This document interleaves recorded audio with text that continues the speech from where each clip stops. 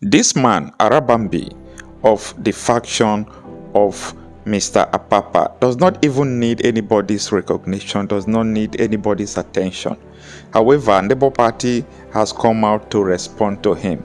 They responded because this man has continued to tarnish the image of the Labour Party, and he is a liar. He tells lies like no any other person.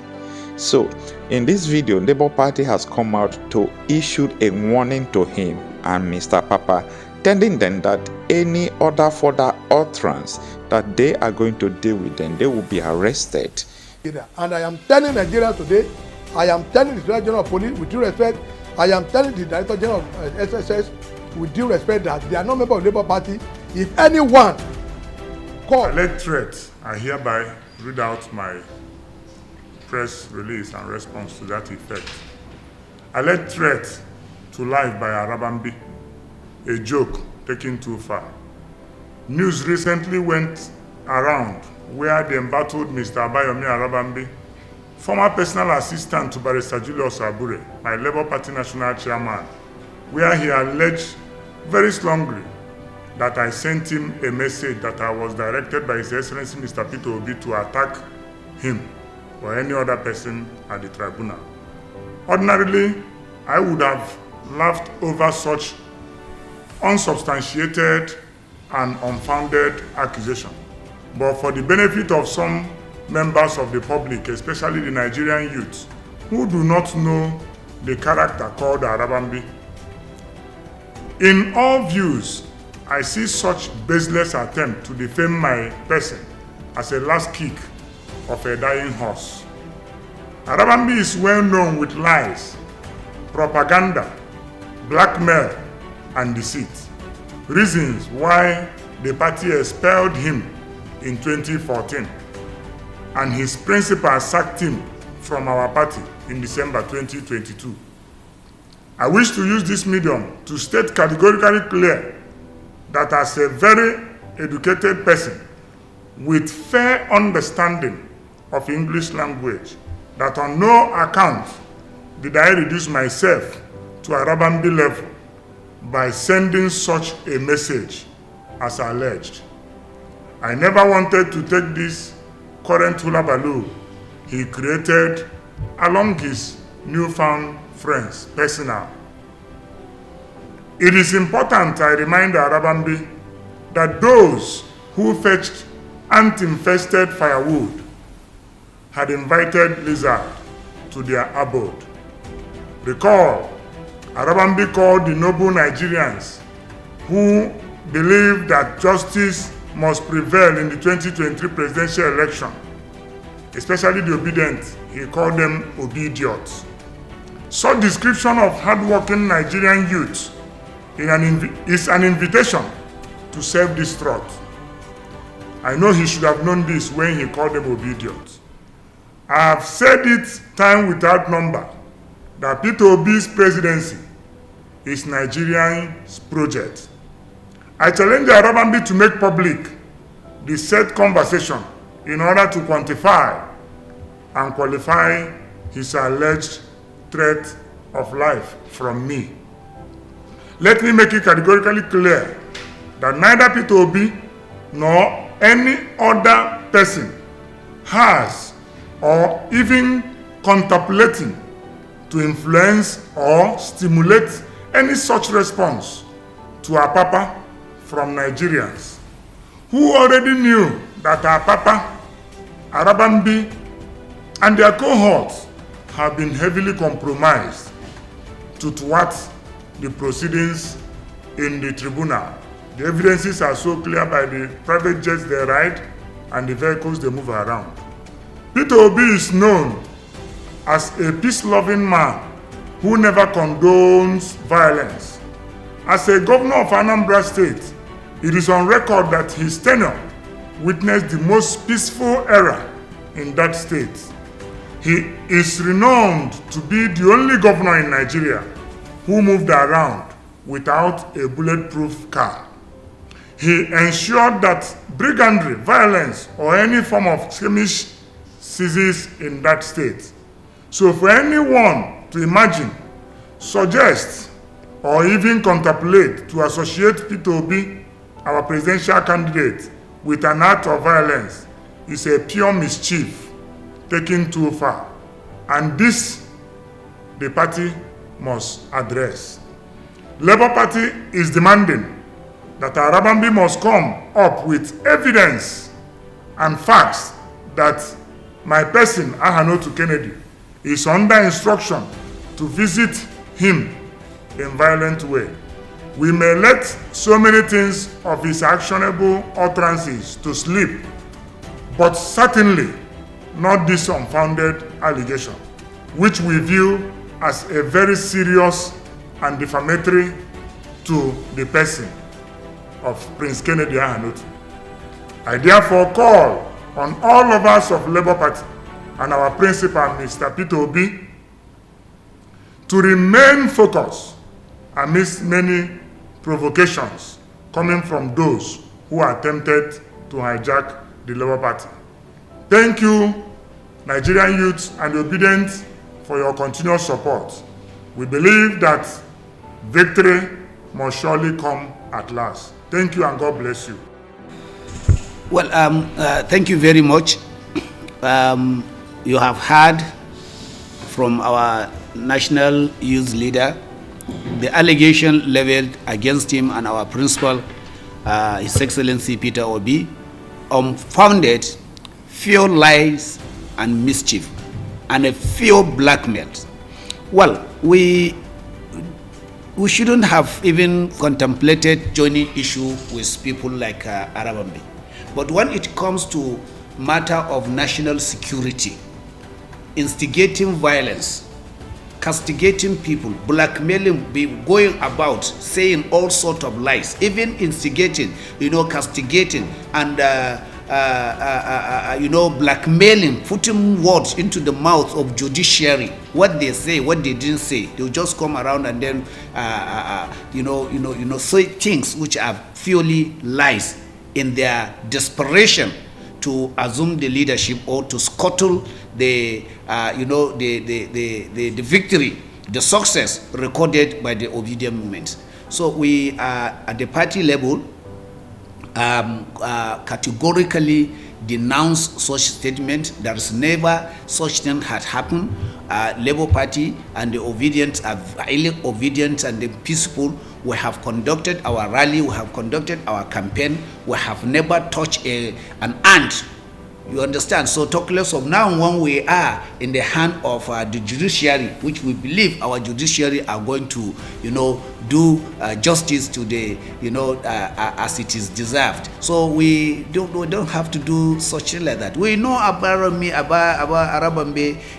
is a serial blackmailer. He continuously to say, wrong things, insinuate so many things, trying to, and that's why they are robbing Peter Obi. It has been long he's been doing this, but we are informing and we are calling on the relevant security agencies to watch out and then, call them to order. This kind of statement is an instigation of peaceful coexistence in this country, and they are heating up the polity unnecessarily, by blackmailing, a very, very, respected individual in the person of Peter Obi. And we know our youth leader Kennedy. He's a very, very gentleman, and he has well focused. He has been in the public light. His statement is, has been there all along. He has never insinuated anything, negative or anything violent or anything, to cause, arrest. He's the youth leader of that. He has almost more than, 6 million youths that are really, trooping and talking about this. When Arabambi was calling them idiots, nobody say anything. We allow them. We don't want to do anything like that. So we are calling on the general public to, disregard such allegation level, to our principal and our youth leader and the party. We are not involved. We don't do that. National Secretary, during that briefing, also Arabambi also alleged that the national officials, that you yourself, the national chairman, treasurer, and the organizing secretary, that you went away with 400 million into your private account, and that with the support of the PO. That's the reason that he doesn't want to back out from abhorring leadership of the party.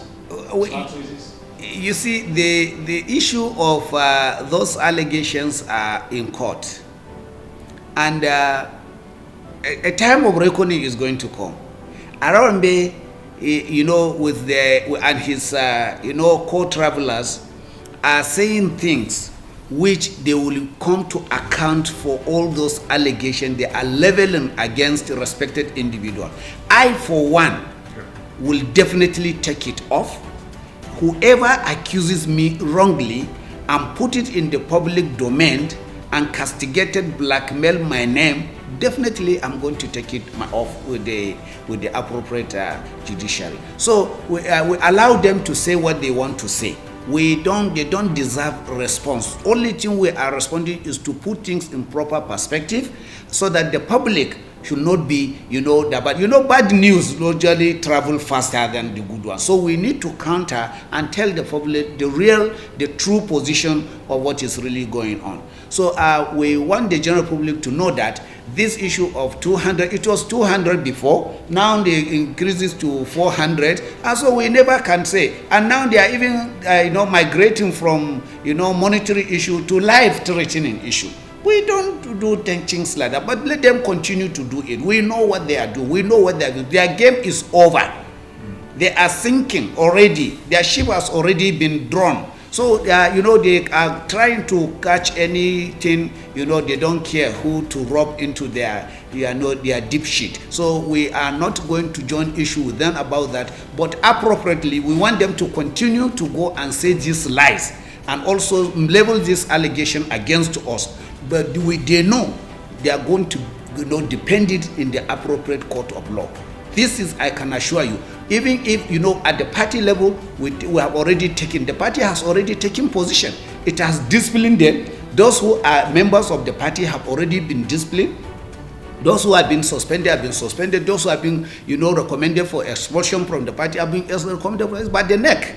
So whatever they are doing, we don't care. But appropriately, we're going to take them on individually, in the appropriate court of law. So let them continue to go and say things. But they should be careful that the law, is, I don't want to say it, I'm not a lawyer, I don't know. They say it's an ass or whatever they say it. But I'm telling you, the party and us individually, myself, the national chairman, the treasurer, the legal advisor, and whoever in the party that is being accused wrongfully, we're going to take it at the appropriate court of law.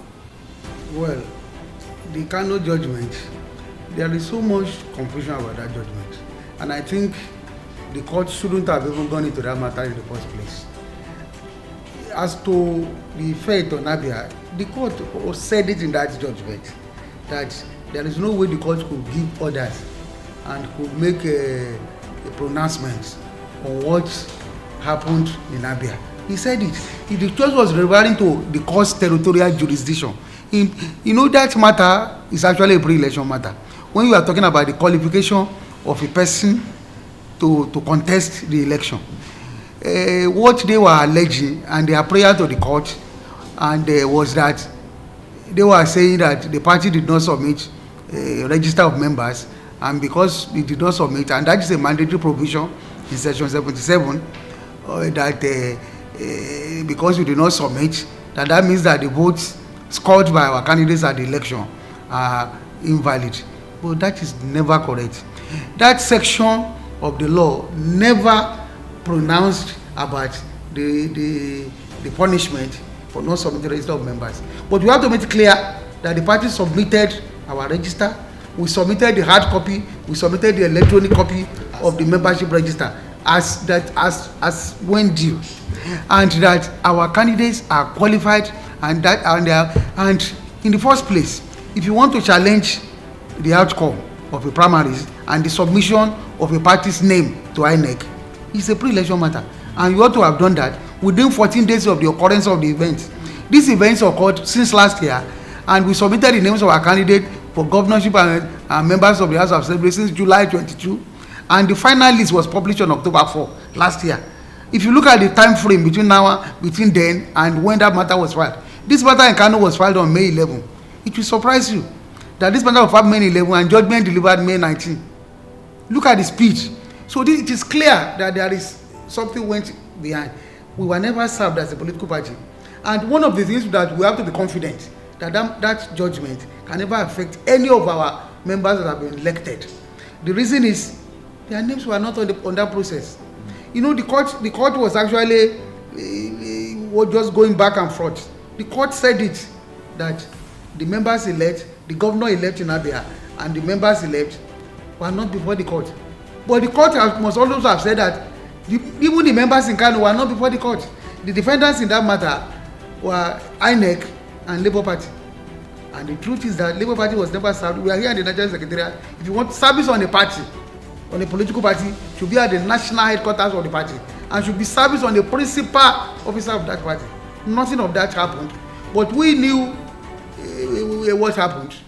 And, you know, there are some suspended national officers of the party who have been hired by the APC to scuttle the progress of the party, to try as much as possible and undermine the interests of the party, because they have seen the movement in Nigeria today, that the Nigerian people, especially the young people in Nigeria, have realized their potentials and will no longer accept to be put down. They have decided that their vision is being promoted by the Labour Party. They have seen that, well, they are no longer going to allow themselves to be dictated to. People are not happy about this. The people who believe that they have to give you power in order to attain power. The people who believe that they own the country. But we are saying nobody owns this country. The generality of the Nigerians own this country, and they have to take their own destiny in their own hands. People have identified with the vision of the Labour Party, and that's why they are doing all this. These suspended national officers went to Kano to file this matter and misled the court about what actually transpired, and try to get a judgment behind the party. But you can see from that judgment, it's clear that judgment cannot bind anybody. And that judgment, even the court itself said it. If you look at those prayers that they have made, it was not what the law said. It was their mere wishful thinking. It was their evil plot to actually bring the party down. And that is what you read. But even as the layman is confused about that judgment, even lawyers choose, they cannot make head or tail of it. And if the judge has not said anything specific, the judge has only reiterated the wishful thinking of these hirelings, and that is what is there. So nobody should take it too seriously. If we are going to appeal that judgment, it is only to clear the confusion, not because the judgment can affect any of our members elect. Our members elect are going to be sworn in as from May 29, and we are good to go. So I don't think anybody should pay much attention to it. Because that was the second thought, to clear the confusion. Yes, that's why. Yes, that is why we are going to appeal the judgment and get it set aside, so that there be no confusion. But I want to assure you that that judgment has not affected any of our members elect. They are going to be sworn in. Yeah. That the judge couldn't have even entertained it at all. The matter is statute bad. You have to bring an action that has to do with the qualification of somebody to contest an election. You bring the action within 14 days. That is section 285 of the Constitution. So section 285 of section 9 says you bring the action within 14 days of the occurrence of the event. And that just means that within 14 days that person emerged from the primaries. And even if you want to claim that you did not know the day you emerged, at least that name was published. INEC published the name that this is the candidate of Labour Party for this election. From that day, that you think that person was not qualified to have emerged as candidate, you ought to have brought the action. So the court does not have power to attend the matter because the matter is statute bad and shouldn't have entertained it in the first place. And if the court wants to say, okay, it's a post-election matter, then where do you take a post-election matter? If somebody has emerged as an elected governor or an elected member of the House of Rep or a senator elect or a House of Assembly elect, there are tribunals set up for that purpose. And if you want to challenge the victory of that person, you go to that tribunal and you go to the specific tribunal. For example, there is a governorship election tribunal in Abia State that will handle cases that are arising from the election of Alex Oti as the governor of Abia State. And if you want to challenge, and there are also tribunals set up for National Assembly, National and State Assembly tribunal set up for that purpose. So you have to go to the, and even when you go to that purpose, that is when you make your case. So it is not to go to a court in Kano. And you see, these are some of the handiwork of the suspended former national officers of the party who have sold their soul to the APC and are ready to do their bidding. They are just collecting money from them and trying to, but they cannot succeed. We are alert. We know. Before we knew them and we knew what they could do, and we are really ready, because this is a project we are serving Nigerian people, and we are determined to do our best in order to keep the faith, in order to assure them that they have put their trust in the party. The party will continue to work hard in order to ensure the emancipation of the Nigerian masses for the trust they have in the party. And that is our mission, and we are focused. We are not going to allow ourselves to be deterred or be distracted by the efforts of these people, because we are sure those efforts will become futile, because we are convinced of the solemnity and sureness of the triumph of good over evil. There is no way evil can prevail. Thank you. Thank you very much. So we are obedient. We will continue to be obedient. All our supporters should continue to remain calm and be obedient. MPS.